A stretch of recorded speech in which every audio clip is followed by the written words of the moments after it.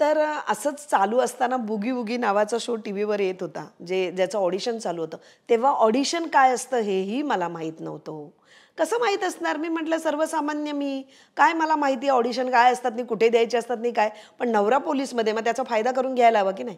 मग त्याच्या मागे-मागे, "ओ मला जायचंय बुगी वुगीला, मला जायचंय." "अगं तू काय करणार?" "काय करणार म्हणजे मी नाचणार तिथे जाऊन, मला डान्स करायचा." असं. मग बोलले, "ठीक आहे." मग त्यांनी शोधून काढलं कुठेतरी बँड्राला का त्याचं ऑडिशन चालू होते.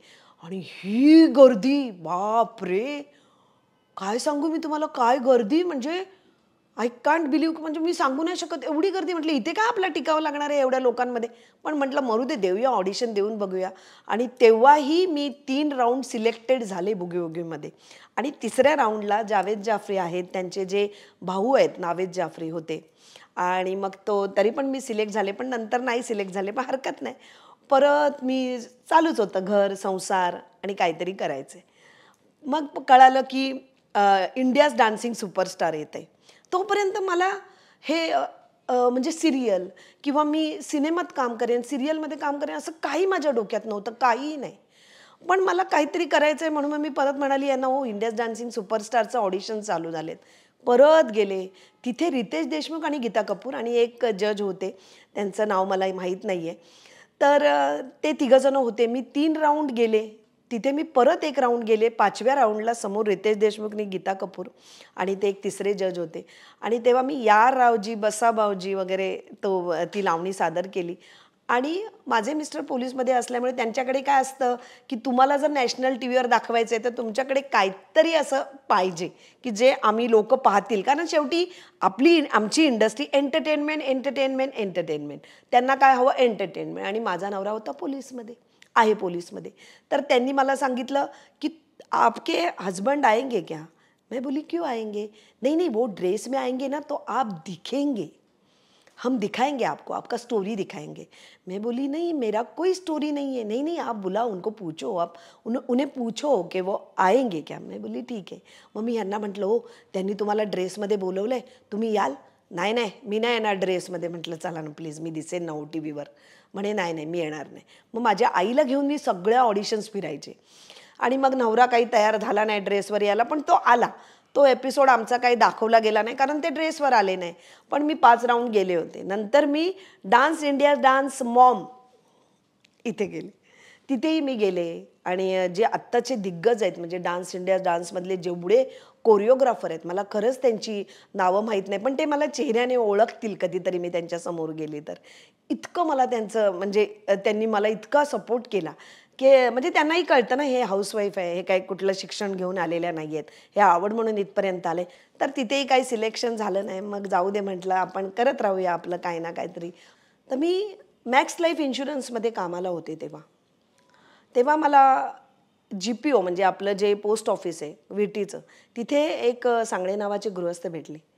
ते मला म्हणाले की आम्ही पण एक ललित कला भवन आपलं लालबागचं तिथे आम्ही संध्याकाळचे सगळे भेटतो आणि स्पर्धांसाठी आपण रिहर्सल करत असतो. म्हटलं कसल्या स्पर्धा करता? तर राज्यनाट्य स्पर्धा वगैरे. तर मी म्हटलं ठीक आहे चालेल मी एकदा येऊन भेटेन आणि मग मी त्यांना भेटायला गेले एकदा. आणि तेव्हा मला कळालं की जे काय तिथे चालत होतं बापरे म्हणजे तिथे दिग्दर्शक जे करून घ्यायचे मुलांकडून कामं एक असे खुर्च्या लागलेल्या सेट म्हणून आणि मी जाऊन बसले तिकडे आणि ते 2-3 दिवस मी जात होते. मग सांगळे सरांनी दिग्दर्शकांनी विचारलं दिवेकर म्हणून होते कोणतरी. तर ते म्हणाले कोण आहे ती येऊन बसते ती अगदी कंटिन्यू येऊन बसते रोज रोज. म्हटलं हां सर. मी बोलकीच असल्यामुळे म्हटलं हां सर मला सरांनी सांगितलं तुमच्या स्पर्धा चालतात तर मी येऊ का विचारलं तर ते बोलले ये म्हणून आणि मी बसते इथे आता. तर म्हणाले चालेल तू बघत राहा काय असेल तर वाटलं तर सांगू तुला कॅरेक्टर एखादा आलं तर. म्हटलं ठीक आहे. मग मी जात होते कारण मी राहत होते तेव्हा नायगाव भुईवाडा. नायगाव भुईवाड्याचे जे पोलीस क्वार्टर्स आहेत कोळकेश्वर मंदिराच्या समोर तिथे मी राहत होते. माझं लग्न होऊन मी तिथे आले कोळकेश्वर मंदिराच्या इथे. म्हणजे लग्न पारंपरिकच झालं. अगदी सागर संगीत आपले आईवडील करून देतात तसं लग्न झालं माझं आणि मी तिथे राहायला आले. आणि तिथून लालबाग काही लांब नाही. तर मी जायचे तिथून रिहर्सलला वगैरे.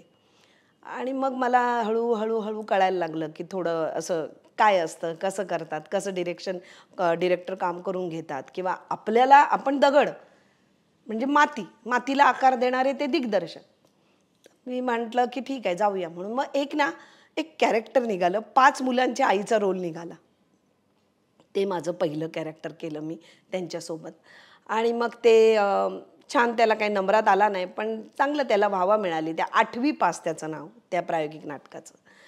मग काय हळू विनायक सावर्डेकर म्हणून सर आहेत, त्यांच्याबरोबर आईचा पर्वत नावाचं एक प्रायोगिक नाटक केलं. आणि त्याच्यानंतर फौजी नावाची एक एकांकिका केली.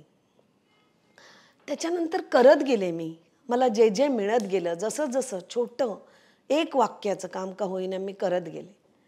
ते करता करता करता मी राज्यनाट्य स्पर्धेमध्ये एक आजीची भूमिका केलेली, 70ची, जी राईचा पर्वत नावाची जी मी आत्ता म्हणाली त्याच्यामध्ये.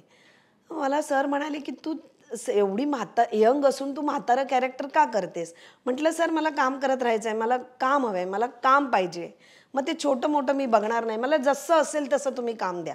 बोलले चालेल, मी आता पुढे एक काम करतोय, अजून एक नाटक करतोय, त्याच्यात तू कर. म्हटलं चालेल. आणि एक आपले अशीच विलास राक्षे नावाचे एक आपले आहेत, त्यांनी एक आमच्यासारखे आम्हीच म्हणून एक नाटक केलेले. त्याच्यामध्ये 5 प्रयोग झाले आणि ते नाटक बंद झालं. त्यानंतर मी हल्लीच रियुनियन नावाचं एक नाटक केलं आहे, ज्याचे 15 प्रयोग झाले, ते सुद्धा नाटक बंद झालं. कमर्शियल लेवलला ही 2 नाटकं होती, पण आधी मी स्पर्धाच करत होते. माझं स्पर्धा करतच मी इथपर्यंत आली आहे, थिएटर करता करता करता. मग जसं मी सुरुवात केली हे बोलायला की वच्छी जी संजीवनी पाटील, तिला तुम्ही ओळखत नव्हता, तर तिला ओळख मिळाली म्हणजे मला कोणीतरी सांगितलं तुमच्यासारख्यानेच की सिरियल करायची किंवा एक स्क्रीनला काम करायचं. म्हटलं ठीक आहे, मग काय करायचं? तर जसं मी म्हटलं की ऑडिशनचं नाव मला माहीत नव्हतं. ते मला कळालं ऑडिशन म्हणजे जे मी रियालिटी शोला देत होते ते सुद्धा ऑडिशनच होतं. पण हे ऑडिशन म्हणजे ॲक्टिंग, अभिनय संदर्भातलं. तर मी तेव्हा लक्षसाठी ऑडिशन दिलं होतं, पहिलं ऑडिशन माझं. आणि ते लक्षमध्ये मी 2-3 एपिसोड केले. मग मी जय मल्हारमध्ये मला वाक्य एकसुद्धा नव्हतं, मग मी रोल केला त्याच्यामध्ये. जय मल्हार केलं, जयस्तुते केलं. आणि माझी सिरियलची सुरुवात आहे ना, म्हणजे सिरियलची सुरुवात हे स्क्रीन ही माझी हिंदी सिरियलपासून चालू झालेली. सुशील शिंदे नावाचे एक गृहस्थ होते, ते ऑडिशन घ्यायचे मराठी. तर मी तेव्हा ऑडिशन दिलं त्यांच्याकडे आणि तेव्हा मी प्रॉस्टिट्यूटचा एक रोल केला. मी एका नाटकामध्ये प्रॉस्टिट्यूटचा रोल करायचे.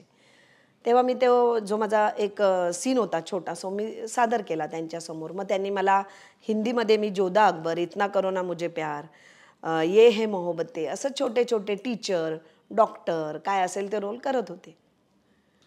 आणि ते करता करता करता करता मी आपल्या या मराठी इंडस्ट्रीतल्या जी सिरियल इंडस्ट्री आहे त्याच्यामध्ये एंटर झाले. आणि हळूहळू मला असं कळायला लागलं की ऑडिशनशिवाय काम मिळतच नाही. मग मी ऑडिशन्स द्यायला लागले. म्हणजे मी सकाळी घरातली अगदी 2 टायमाचं जेवण म्हणा किंवा आणि काय ना काय करत करत करत बाहेर पडायचे सकाळी. आणि मग 2 टायमाचं जेवण आवरून, कारण घरी आल्यावर मुलाला नवऱ्याला जेवण तर पाहिजेच. माझ्याकडे काही बाई नाही, कोण नाही, मी आपलं करत होते. आणि मग मी सकाळीच 11:30-12ला घर सोडायची दुपारपर्यंत. ते मी संध्याकाळी परत घरी यायची. मग घरातलं संध्याकाळचा वावर असतो, काहीतरी आवरणं असतं, हे सगळं करून